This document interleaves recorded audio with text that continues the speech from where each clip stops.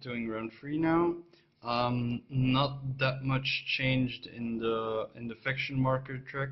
Well, the whites like halted the diplomatic initiative of the reds on the Republic. So that's good. If you remember, they were all influence. So that was spread all over the republics. But the whites held firm, and they even convinced Kiva to join their side, and Transcaucasia. And Transcaucasia is now also rapidly becoming a danger area.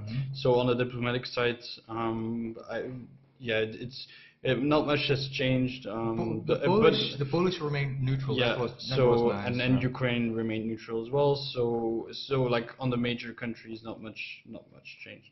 And then on the board. So the major powers withdrew, and the Latvia came into the game. And Belarus also.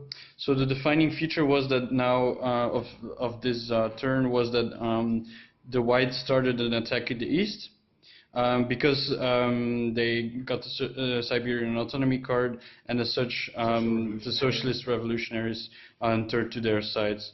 And then they started an attack on the east and central. As you can see, some front lines have developed.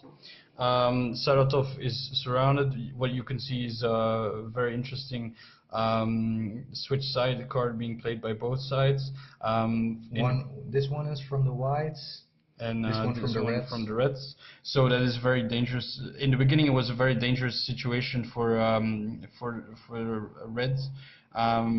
Because the whites were first with their switch sides, so at one point it really seemed like and supply was really threatened with yes. Here in the west, So while the reds were busy defending this, the whites then continued in the Don, and they captured Tsaritsyn at last.